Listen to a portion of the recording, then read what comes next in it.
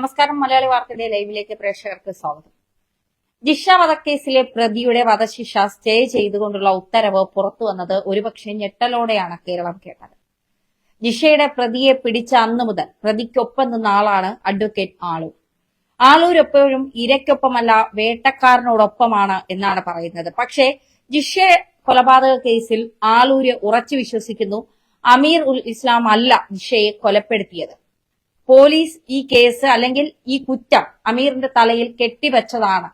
അങ്ങനെയാണ് എങ്കിൽ ജിഷയുടെ അമ്മയും പറയുന്നുണ്ട് അമീർ തന്നെയാണ് കൊന്നതെന്ന്. അങ്ങനെയാണെങ്കിൽ അത് അങ്ങനെയല്ല എന്ന് തെളിഞ്ഞാൽ ജിഷയുടെ അമ്മയ്ക്കെതിരെയും കേസ് നൽകാൻ തയ്യാറായിരിക്കുകയാണ് അഡ്വക്കേറ്റ് ആളൂർ. എന്താണ് ഇത്ര പ്രതീക്ഷ വയ്ക്കാനുള്ള കാരണം? ഇപ്പോൾ ഏറെ സന്തോഷത്തിൽ കൂടിയാണ് ആളൂർ. നമുക്ക് അദ്ദേഹത്തോട് തന്നെ ചോദിക്കാം. നമസ്കാരം സാർ, മലയാളി വാർത്തയിലേക്ക് സ്വാഗതം. ഈ അമീർ ഇസ്ലാം ഇപ്പോ കോടതി വധശിക്ഷ സ്റ്റേ ചെയ്തു. ആളൂർ തുടക്കം മുതലേ പറയുന്നുണ്ട് അമീർ അല്ല ജിഷയെ കൊന്നത് എന്ന്. പക്ഷെ വേറെ പ്രതികളെ കിട്ടാത്തത് കൊണ്ടാണോ പോലീസിന് ഒരു ഡമ്മി പ്രതിയെ ആളുകളെ മുന്നിൽ അല്ലെങ്കിൽ കണ്ണിൽ പൊടിയിടാനായി ഈ ഒരു നിരപരാധിയെ ജയിലിൽ അടച്ചതെന്നാണോ ആളൂർ പറയുന്നത്?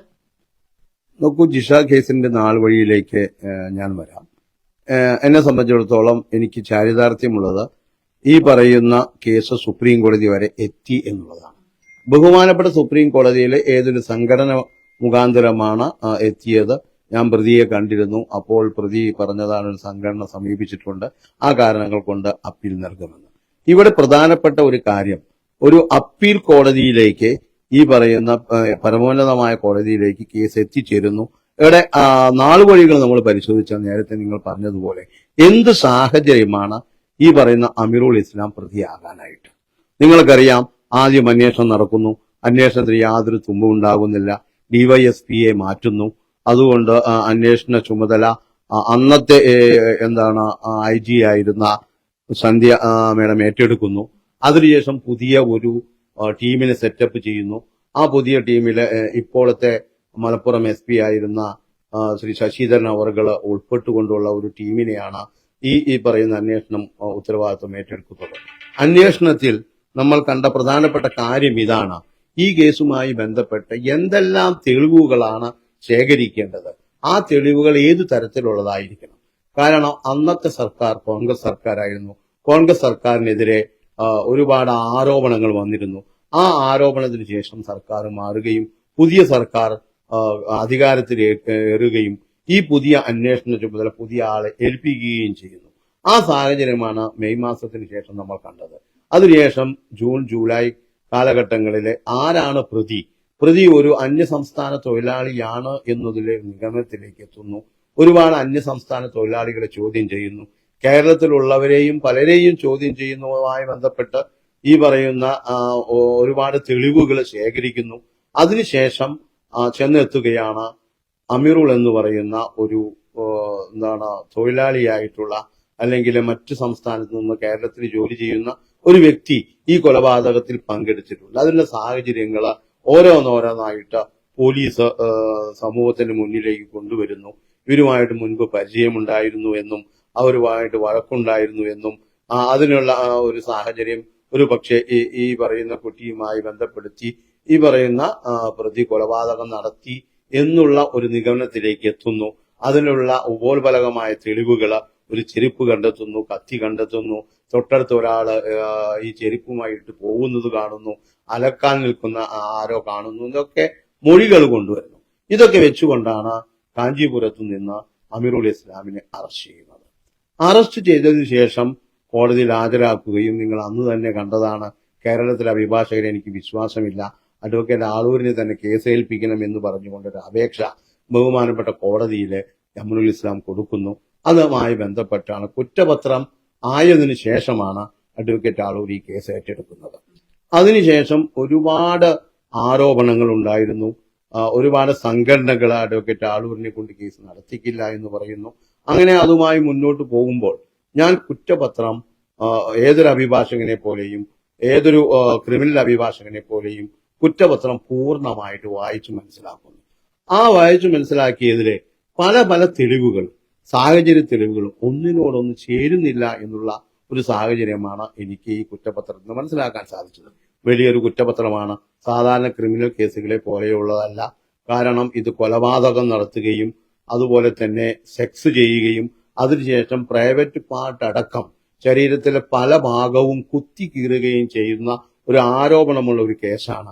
അത് ആര് ചെയ്തു ആര് ചെയ്തില്ല എന്നുള്ളത് ഒരു ഭാഗത്ത് നിൽക്കുമ്പോൾ തന്നെ എന്താണ് കേസെന്ന് മനസ്സിലാക്കുകയും പഠിക്കുകയും അതിലെ പല കാര്യങ്ങളും നമ്മൾ മനസ്സിലാക്കുകയും ചെയ്യുമ്പോൾ ഏറ്റവും പ്രധാനപ്പെട്ട ഒരു കാര്യം എന്ന് പറയുന്നത് ഈ പറയുന്ന വ്യക്തി അമീറുൽ ഇസ്ലാം ഈ സംഭവ സ്ഥലത്തേക്ക് എത്തിയിട്ടുണ്ടെങ്കിൽ അതിനുള്ള സാഹചര്യ തെളിവുകൾ എന്താണ്? ഒന്നുകിൽ ഇദ്ദേഹത്തിന്റെ മെഡിക്കൽ എവിഡൻസ് ഉണ്ടാകണം, അല്ലെങ്കിൽ ഇദ്ദേഹം അവിടെ വന്നു എന്ന് കാണുന്ന ലാസ്റ്റ് സീൻ ടുഗദർ എന്നുള്ള ഒരു തിയറി ഉണ്ട്, അതുണ്ടാകണം.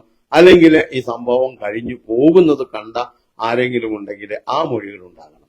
ഇതൊക്കെ അവ്യക്തമായിട്ടുള്ള കുറെ മൊഴികൾ ഇങ്ങനെ മഞ്ഞ ഷർട്ടിട്ട ഒരാളവിടെ ഉണ്ടായിരുന്നു എന്നും ഒരാളവിടെ വന്നിരുന്നു എന്നും പറഞ്ഞതുകൊണ്ട് മാത്രമായില്ല, അതിനെ നമ്മൾ മെഡിക്കലായിട്ട് തെളിയിക്കണം.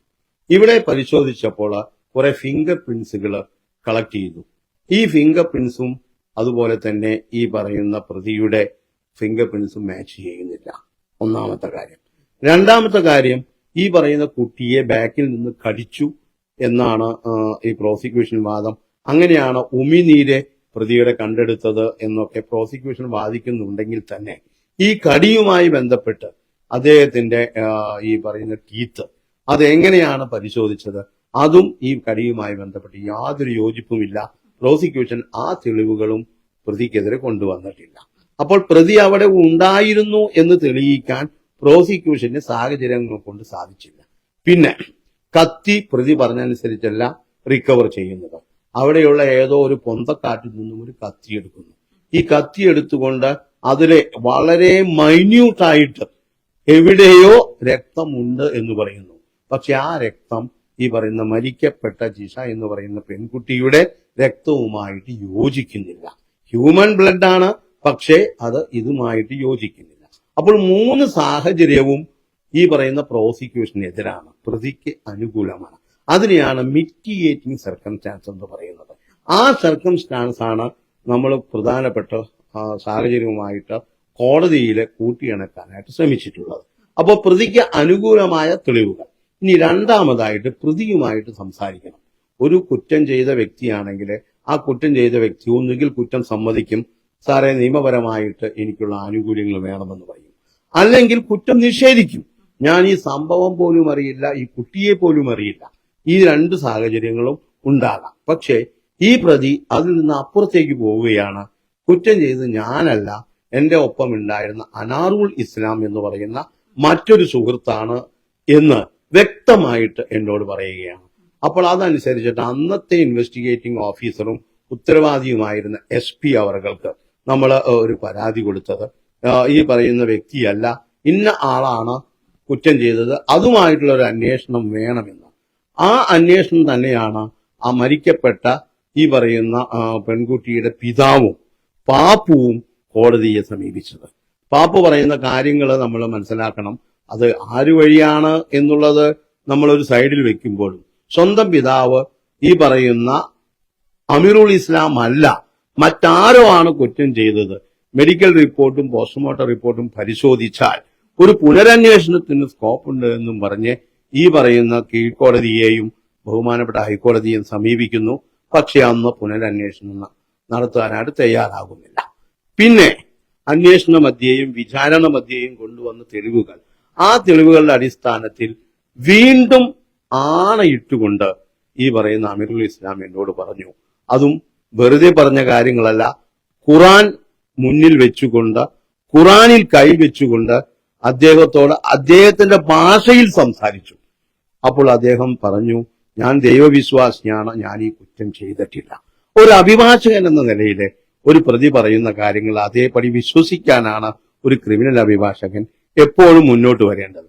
പക്ഷെ അതിനേക്കാൾ ഉപരിയായിട്ട് ഈ കേസിലെ എല്ലാ തെളിവുകളും അതുപോലെ തന്നെ പ്രതിയുടെ അപേക്ഷയും പ്രതി എന്നോട് പറഞ്ഞ പല കാര്യങ്ങളുമായി കൂട്ടിയിണക്കുമ്പോൾ ഈ സാഹചര്യ തെളിവുകളും പ്രതിയുടെ ഈ പറയുന്ന ആരോപണവും മറ്റാരാണ് കുറ്റം ചെയ്തത് എന്നുള്ള പ്രതിയുടെ ആണയിട്ട് പറച്ചിലും ഒരു പക്ഷെ പ്രതിഭാഗം അഭിഭാഷകൻ എന്ന നിലയിൽ നിന്ന് മറ്റൊരു വ്യക്തിയിലേക്ക് നമ്മൾ മാറുമ്പോൾ തീർച്ചയായിട്ടും കുറ്റം ചെയ്തിട്ടില്ല എന്ന് വിശ്വസിക്കാനാണ് എനിക്ക് സാധിക്കുന്നത്. അതിന് രണ്ട് കാരണമുണ്ട്.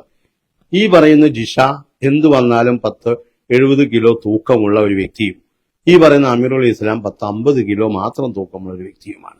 എങ്ങനെയാണ് ഇത്രയും വലിയ ശക്തി ഉപയോഗിക്കാനായിട്ട് ഈ പറയുന്ന അമീറുൽ ഇസ്ലാമിനെ ഈ ജിഷ എന്ന് പറയുന്ന പെൺകുട്ടിയെ അടിച്ച് വീഴ്ത്താനോ അല്ലെങ്കിൽ അവരുമായിട്ട് മൽപ്പിടുത്തം നടത്താനോ സാധിക്കുക എന്നുള്ളത് ഒരു അഭിഭാഷകൻ എന്ന നിലയിൽ എനിക്ക് സംശയമുണ്ട്.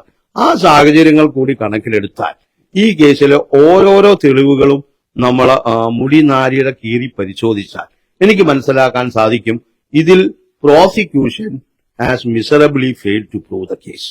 എന്നാലും കീഴ്ക്കോടതി കണ്ടെത്തിയ തെളിവുകൾ പ്രതിക്കെതിരെയാണ്, പ്രതി കുറ്റവാളിയാണെന്ന് പറയുന്നു, അതുകൊണ്ട് ശിക്ഷ കൊടുക്കുന്നു. ശിക്ഷയുടെ കാര്യത്തിലും എനിക്ക് അല്പം വിയോജിപ്പുണ്ട്. ഒന്നുകിൽ ഈ കേസുമായി ബന്ധപ്പെട്ട് ഇരട്ട ജീവപര്യന്തം കൊടുത്താൽ മതിയായിരുന്നു. എന്തുകൊണ്ട് റെയർ ആൻഡ് റെയറസ്റ്റ് കേസാണ് ഇത് എന്ന് കണ്ടെത്തി ഒരു ജീവപര്യന്തത്തിൽ നിന്ന് തൂക്കുമരണത്തിലേക്ക് കീഴ്ക്കോടതി പോകാനും ട്രയൽ കോടതി പോകാനും ഒരു സാഹചര്യം ഉണ്ടായി എങ്കിൽ ആ സാഹചര്യങ്ങൾ എന്താണ് എന്ന് വീണ്ടും പുനഃപരിശോധിക്കാനാണ് ഒരു അപ്പീൽ ബഹുമാനപ്പെട്ട ഹൈക്കോടതിയിൽ കൊടുത്തത്. അപ്പീലിലെ ഒരു 10-50ഓളം വാദങ്ങൾ ഈ അമീറുൽ ഇസ്ലാമിന് വേണ്ടി ഞാൻ കോടതിയിൽ ഹാജരാക്കിയതാണ്. അങ്ങനെ കേസ് നടന്നുകൊണ്ടിരിക്കുന്ന ഇടയിൽ അത് വേറെ ഒരു അഭിഭാഷകൻ വന്ന അഭിഭാഷകൻ ആ കേസുമായി ഏറ്റെടുത്ത് മുന്നോട്ട് പോയി. അപ്പോൾ ഒരു പ്രതിയെ സംബന്ധിച്ചിടത്തോളം അല്ലെങ്കിൽ പ്രതിഭാഗത്തെ സംബന്ധിച്ചിടത്തോളം വേറൊരു അഭിഭാഷകൻ വന്നാൽ പിന്നെ അവിടെ നമുക്ക് റോളില്ല. പക്ഷേ ഇതിൽ നമ്മൾ കൊണ്ടുവന്ന ഓരോ കാര്യങ്ങളും അക്കമിട്ട് നമ്മൾ അപ്പീലിൽ പറഞ്ഞിട്ടുണ്ട്. ആ അക്കമിട്ട കാര്യങ്ങൾ പരിശോധിക്കുക എന്നതാണ് ഒരു അപ്പലറ്റ് കോടതിയുടെ ഉത്തരവാദിത്വം. പക്ഷേ അതൊന്നും പരിശോധിക്കാതെ അതിന്റെ വാദങ്ങളൊന്നും ശരിക്ക് കേൾക്കാതെ ബഹുമാനപ്പെട്ട സുപ്രീം കോടതിയുടെ ഉത്തരവനുസരിച്ച് ഒരാളെ തൂക്കിക്കൊല്ലണമോ വേണ്ടയോ എന്ന് പറഞ്ഞൊരു സമിതി ഇവിടെ ഉണ്ടാക്കി. ആ സമിതി അന്വേഷണം നടത്തി. പക്ഷെ സമിതി എന്തെല്ലാം കാര്യങ്ങൾ ചെയ്തു എന്നുള്ളത് ഇപ്പോൾ ബഹുമാനപ്പെട്ട സുപ്രീം കോടതിക്ക് സംശയമുണ്ട്. അതുകൊണ്ടാണ് ജസ്റ്റിസ് ഗവായ് അടക്കമുള്ള 3-അംഗ ബെഞ്ച് പുതിയ ഒരു കമ്മിറ്റിയെ രൂപീകരിച്ചുകൊണ്ട് ഈ പറയുന്ന വ്യക്തിയുടെ ജീവിത സാഹചര്യങ്ങളും ഇപ്പോൾ കുറ്റം ചെയ്തതിനു ശേഷമുള്ള അദ്ദേഹത്തിന്റെ സ്വഭാവവും ജീവിത നടത്തിപ്പും അതെല്ലാം എന്താണ് എന്ന് വീണ്ടും വീണ്ടും പരിശോധിക്കണം എന്നാണ് ബഹുമാനപ്പെട്ട സുപ്രീം കോടതി പറഞ്ഞിരിക്കുന്നത്. അപ്പോൾ താങ്കൾ ചോദിച്ച ചോദ്യത്തിന് ഉത്തരമായിട്ട് തീർച്ചയായിട്ടും ഒരു അഭിഭാഷകൻ എന്ന നിലയിൽ എനിക്ക് ചാരിതാർത്ഥ്യമുണ്ട്. ഈ കേസ് സുപ്രീം കോടതിയിൽ എത്തുകയും സുപ്രീം കോടതി എല്ലാ തരത്തിലും നിയമപരമായിട്ടുള്ള പഴുതുകളിലൂടെ സഞ്ചരിക്കുകയും ചെയ്യും. 3 മാസത്തിന് ശേഷം വീണ്ടും കേസ് മാറ്റിവെച്ചിട്ടുണ്ട്. അപ്പോൾ ഈ വരുന്ന റിപ്പോർട്ടിന്റെ അടിസ്ഥാനത്തിൽ തീർച്ചയായിട്ടും വീണ്ടും വാദമുഖങ്ങൾ നിരത്തുവാനായിട്ട് അമീറുൽ ഇസ്ലാമിന് സാധിക്കും.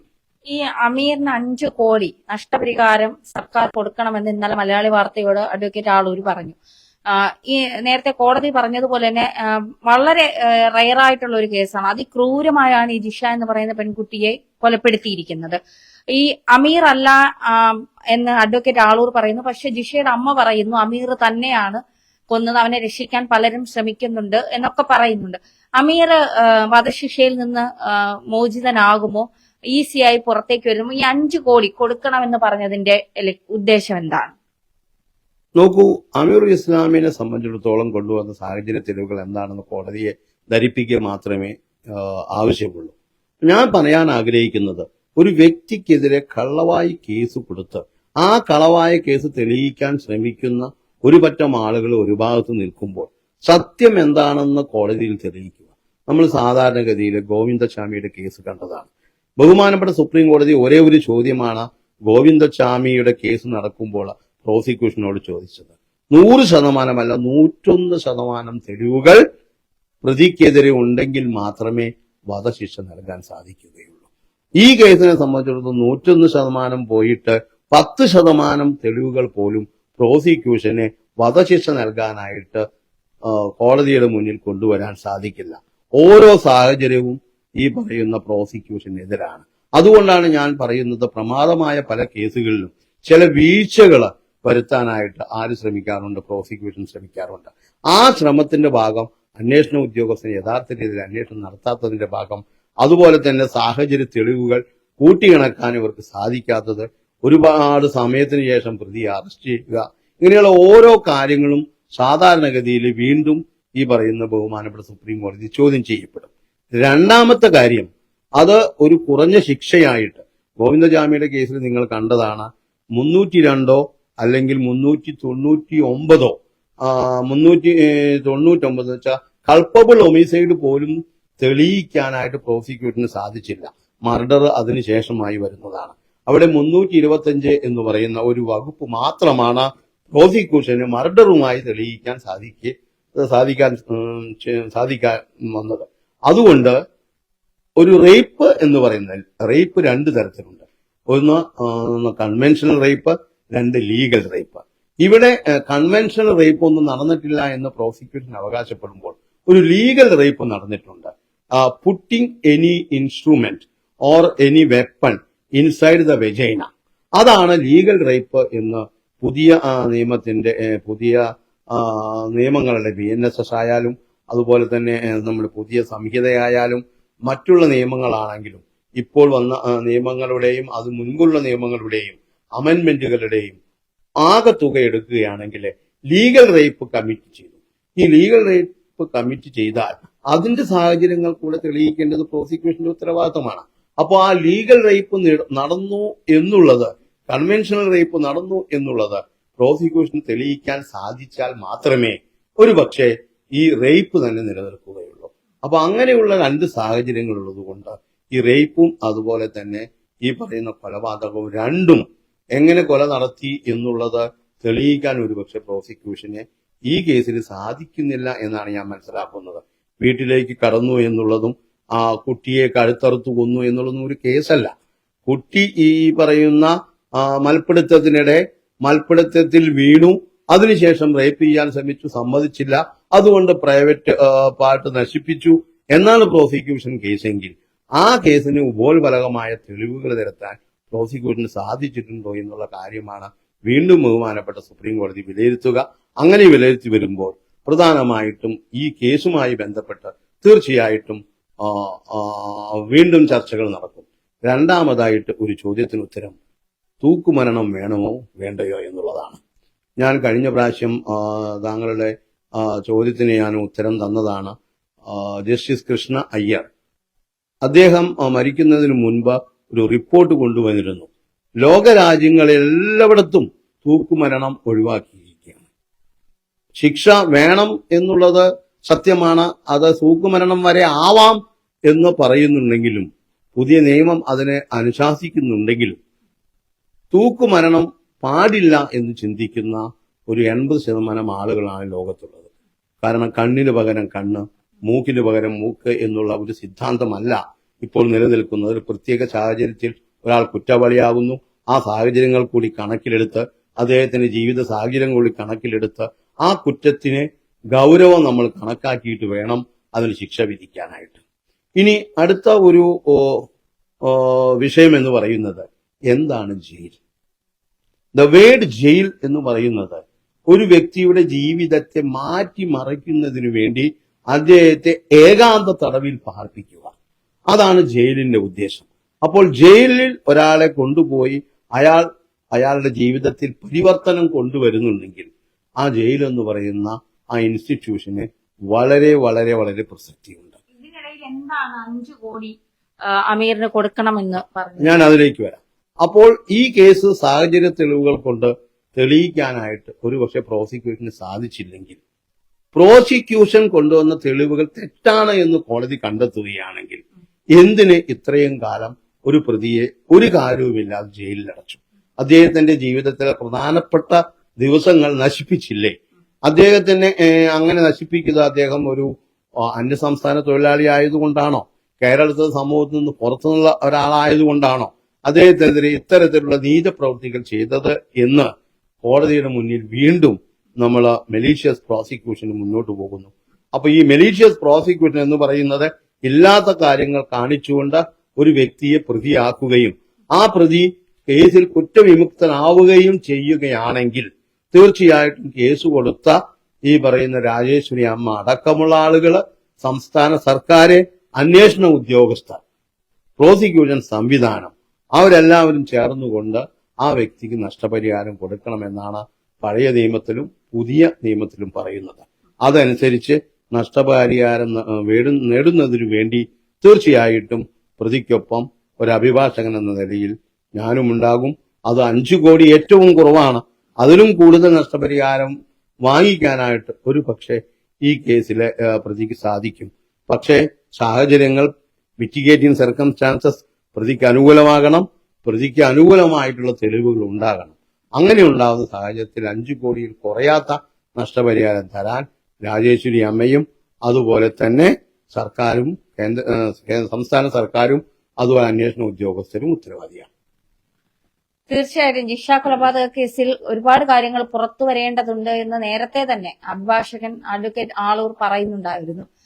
തീർച്ചയായിട്ടും അമീർ നിരപരാധിയാണ് എങ്കിൽ യഥാർത്ഥ പ്രതി ഇപ്പോഴും പുറത്ത് സുഖലോലുപനായി നടക്കുന്നുണ്ട്. അങ്ങനെയാണ് എങ്കിൽ പോലീസ് ജനങ്ങളുടെ മുന്നിൽ കണ്ണിൽ പൊടിയിടാനായി ഒരു പ്രതിയെ പിടിച്ചതാണ് എങ്കിൽ തീർച്ചയായിട്ടും അതൊരു കൊടും പാവവും ചതിയും തന്നെയാണ്. അമീർ നിരപരാധിയാണ് എങ്കിൽ യഥാർത്ഥ പ്രതിയെ പിടികൂടേണ്ടതിന്റെ ആവശ്യകത കൂടി പോലീസിനുണ്ട്. എന്തായാലും അതൊക്കെ കോടതിയിൽ ഇരിക്കുന്ന വിഷയമാണ്. കോടതി തന്നെ തെളിയിക്കട്ടെ. ക്യാമറാമാൻ രാജീവ് ആയപ്രഭനോടൊപ്പം മലയാളി വാർത്തയ്ക്ക് വേണ്ടി ധന്യാശേഖരൻ.